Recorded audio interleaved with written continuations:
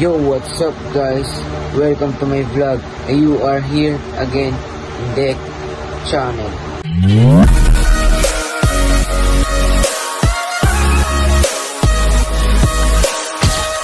What is reflection in Voltes 5 Legacy? Reflection in Voltes 5 Legacy.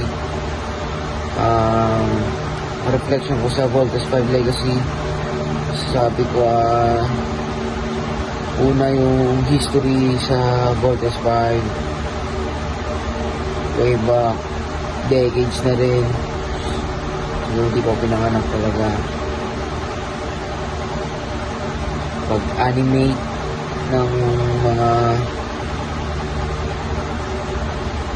robot o mga ibang object din pagdating sa cartoons,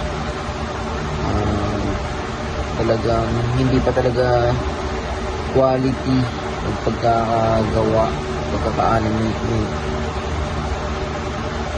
Hanggang mas tumatagal na panahon, mas improve talaga kahit saan naman bagay, kahit saan.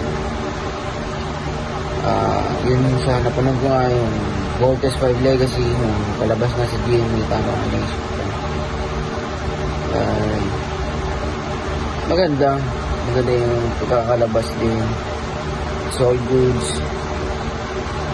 Pero ayoko pa rin pagkumparahin yung talagang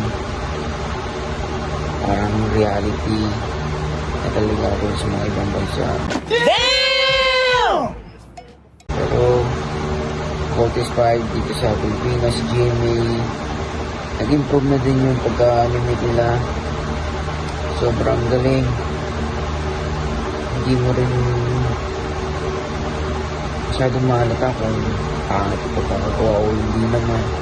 Pero maganda yung pagkakagawa niya. Hindi siya pangit. Pagbuo ng mga robots, tapos sa camera, pag nakikita mo talagang tinutukan yung paglipad ng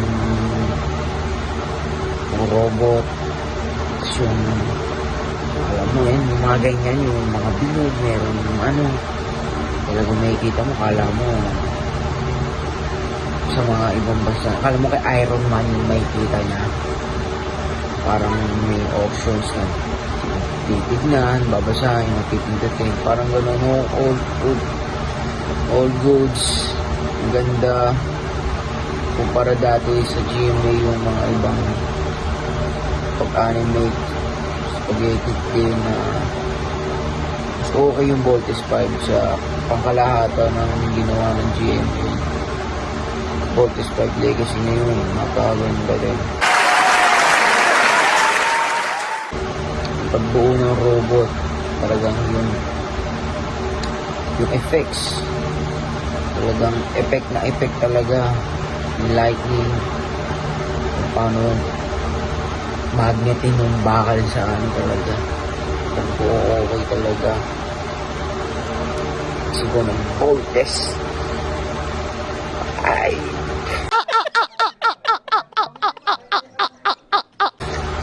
maganda yung wala akong ibang masasabi. Marirate ko siya is 9 out of 10. May mapapakita pa talaga mas maganda. Double thumbs up tayo dyan. Walang kapintas doon. Hindi naman ako mahusay din, pero sa panonood talaga, so wala akong makikita ng bad comment na masasabi. Goods pa rin. Masasabi mo na maganda yung pagkakagawa. Na-improve din pa rin talaga. Yun yung reflection ko. Wala nang iba pang sabihin. At yun na nagtatapos ang reflection ko sa Voltes 5 Legacy. Voltes 5